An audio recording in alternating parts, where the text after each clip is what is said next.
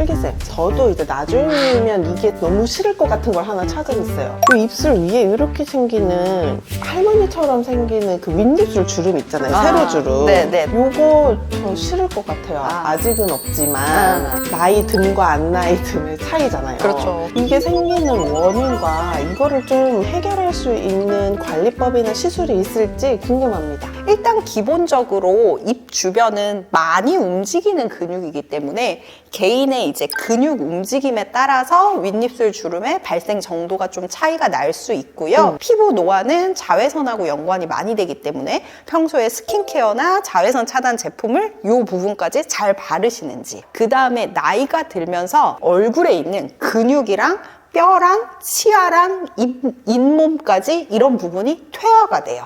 맞아요. 점점 잇몸의 그 볼륨, 두께라든가 치아의 뭐 위치 이런 것들의 변형이 오거든요. 그래서 구강 구조의 퇴화 정도에 따라서 윗입술 주름이 이제 입술이 말려 들어가면서 더 잘생기시는 분들도 있습니다.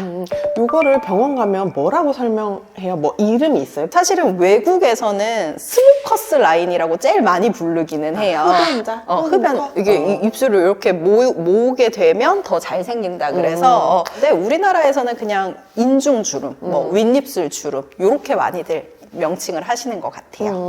근데 이거를 제가 이제 집에서 할 수 있는 관리법들을 예전에 이제 환자분들한테 설명드렸던 거는 사실 되게 단순하거든요. 화장품을 쓰실 때 보면 어떤 화장품은 주로 눈과 입가를 제외한 곳에 도포하라고 되어 있어가지고 경우도 있죠. 이렇게 귀엽게 곰돌이 모양처럼만 이렇게 바르시는 분들이 계시는데 자외선 차단제도 여기 인중까지도 잘 발라주시기를 바라고 정말 이 주위의 보습이 잘 되어 있어야 콜라겐이 소실되는 속도라든가 탄력 인자들이 소실되는 속도 같은 걸 좀 예방할 수 있기 때문에 그런 것들을 설명을 드리겠고, 또 하나는 운동이에요. 그래서 저희가 이전에 페이스 요가로 입술 주름을 예방할 수 있는 방법들을 알려드린 컨텐츠가 있거든요. 저는 운전하면서 좀 많이 하는 편이에요. 맞아요. 입 주변 근육. 그래서 근데 이제 이미 만약 생겼어요. 병원을 갈 거 아니에요. 그렇죠. 얘를 쫙 피고 싶으니까 그때 병원에서는 어떤 걸 해주나요?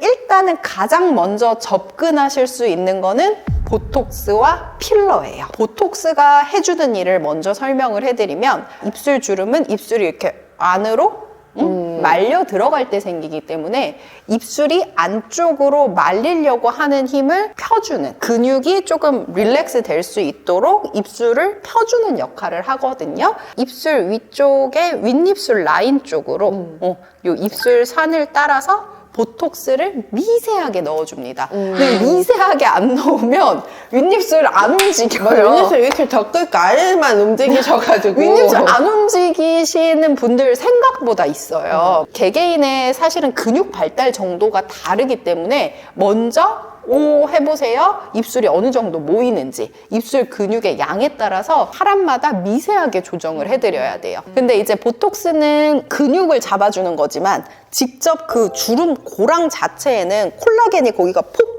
소실이 돼 있단 말이에요. 그래서 그 빈 공간을 채워주는 거는 이제 필러가 해주는 역할이에요. 요 입술 주름 라인에만 직접적으로 한 땀 한 땀 필러를 넣어주는 방식이 있고요. 거기에 플러스 윗입술까지 너무 얇아져 있는 경우, 윗입술 자체에도 약간 볼륨을 주는 입술 필러를 병행을 하시기도 합니다. 맞아요. 윗입술이 굉장히 얇으신 분들이 윗입술 필러를 자연스럽게만 넣어도 굉장히 나이가 젊어 보이더라고요. 맞아요.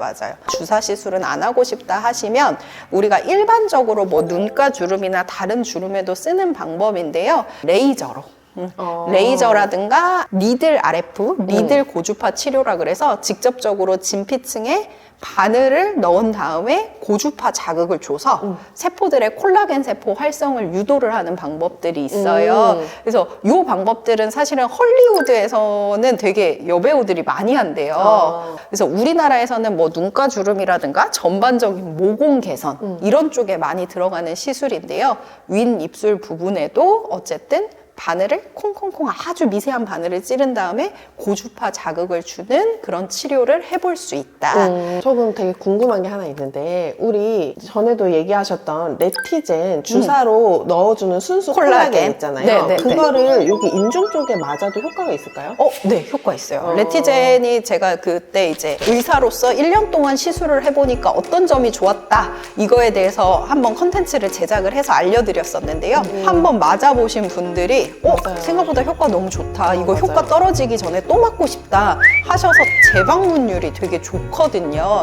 근데 레티젠의 장점 중에 하나가 이게 99.9% 콜라겐이기 때문에 인중이나 눈가 부분에 듬뿍듬뿍 넣어줄 수가 있어요. 아까 보톡스는 진짜 근육 움직임에 따라서 소량씩 자연스럽게 들어가는 게 포인트라 맞아요. 그랬잖아요. 근데 레티젠은 반대로 내가 원하는 부분에 콜라겐의 양을 집중할 수 있기 때문에 충분히 좋다. 시술해 보실 수 있습니다. 제 주변에서도 레티젠 하고 재주사라고 해야 되나? 재시술을 하는 분들이 진짜 많아요. 그러니까 만족도가 되게 좋아요. 본인만 느끼는 그 만족도가 있더라고요. 아파도 참고 맞겠다라고 하시는 분들이 되게 많은 제가 주사예요. 되게 아프다고 막 그때 막 그랬잖아요. 그래서 저를 보고 얼마나 아프냐 연락 왔던 제 지인들도 그래도 한번 해보겠다 해서 했는데 진짜 아팠다. 근데 나 또 하러 간다가 되게 많았어요. 저는 이제 보면서 여성분들이 다 늙더라도 남에게 들키고 싶지 않잖아요. 그래, 그러니까 맞아요. 남은 잘 모르지만 남들은 아니야 안 늙었어라고 하지만 이렇게 얼굴에 딱 보이는 그런 부분들은 남들의 눈에 딱 캐치되기 때문에 고민이란 말이에요.